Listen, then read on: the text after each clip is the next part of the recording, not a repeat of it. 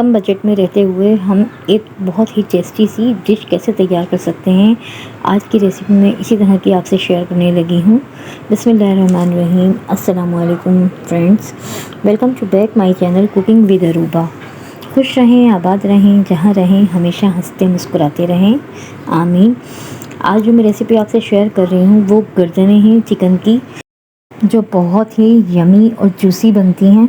इसे आप नान के साथ और घर की रोटियों के साथ सर्व करें, आपको यकीनन मज़ा आएगा। तो चलिए अपनी रेसिपी को स्टार्ट कर लेते हैं। बिस्मिल्लाहिर्रहमानिर्रहीम। ये मैंने प्याज और टमाटर ले लिए हैं। प्याज मैंने 2 बड़े साइज़ के ले लिए हैं, जिन्हें रफली कट कर लिया है, और टमाटर भी 2 बड़े साइज़ के ले लिए हैं, उन्हें भी मैंने रफली कट कर लिया है। अब थोड़ा सा पानी डाल के इनका एक फ़ाइन सा ब्लेंडर में ब्लेंड कर लेंगे।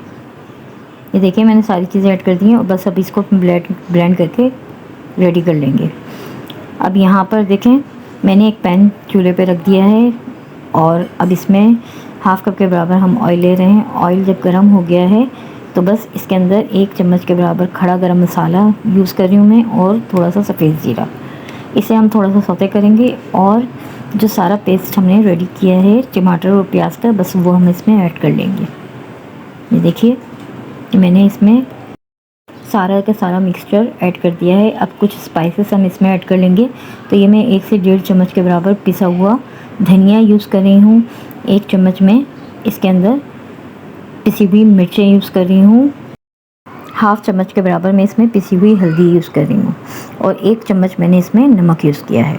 आप अपने टेस्ट के अकॉर्डिंग मसाले कम ज़्यादा कर सकते हैं। अब इन्हें सबको हम अच्छे से मिक्स कर लेंगे चम्मच चलाकर, और अब इसे भुनने के लिए हम रख देंगे कवर करके तकरीबन 8 से 10 मिनट के लिए। ये देखिए 8 मिनट हो चुके हैं, तो अब मैं कवर हटा के देख रही हूँ। आप देखें इसमें कितना अच्छा सा ऑयल आ चुका है ऊपर ही, और अब मसाला भी हमारा काफ़ी थिक हो चुका है।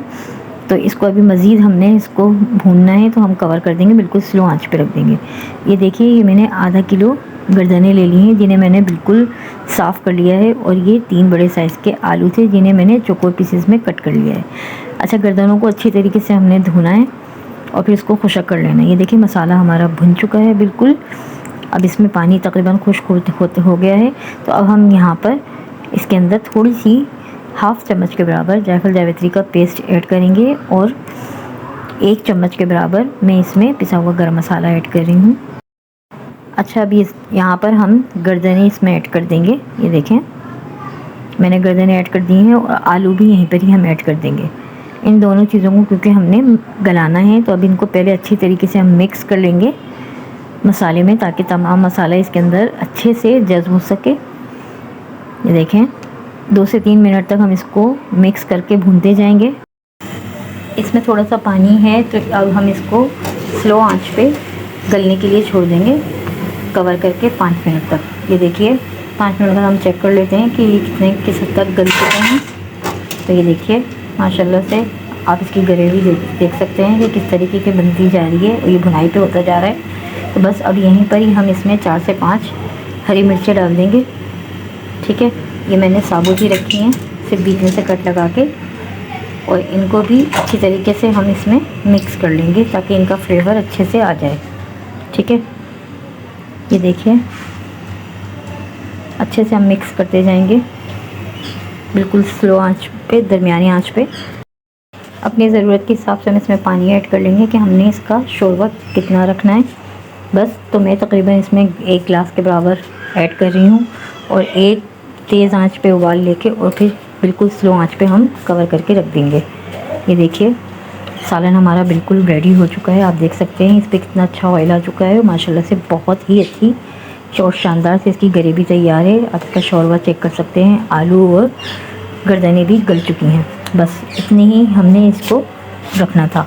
तो बस हमारा सालन बिल्कुल रेडी है। तो चलें अब हम आ जाते हैं इस तरफ, चूल्हा बंद कर देंगे और एक प्लेटर में अपने सालन को सर्व करने के लिए निकाल लेंगे। ये देखिए बहुत ही शानदार से इसकी ग्रेवी तैयार है। आप इसको रोटी के साथ, नान के साथ, यहाँ तक के पराठे के साथ भी खा सकते हैं, सादे चावलों के साथ भी खा सकते हैं, बहुत मज़े के लगते हैं। आप गर्दनों का पुलाव बनाएं, गर्दनों का सालन बनाएं, ये बहुत ही जूसी होती हैं। तो और कम बजट में हम ये बहुत जल्दी झटपट तैयार कर लेते हैं। आप एक बार इस रेसिपी को ट्राई ज़रूर कीजिएगा और मुझे फ़ीडबैक देना ना भूलिएगा। कमेंट में ज़रूर बताइएगा आपको ये रेसिपी कैसी लगी। अगर रेसिपी पसंद आए तो प्लीज़ मुझे लाइक कीजिए, मेरे चैनल को सब्सक्राइब कीजिए, बेल आइकन को ज़रूर हिट किया कीजिए, इससे हमें बहुत हौसला मिलता है।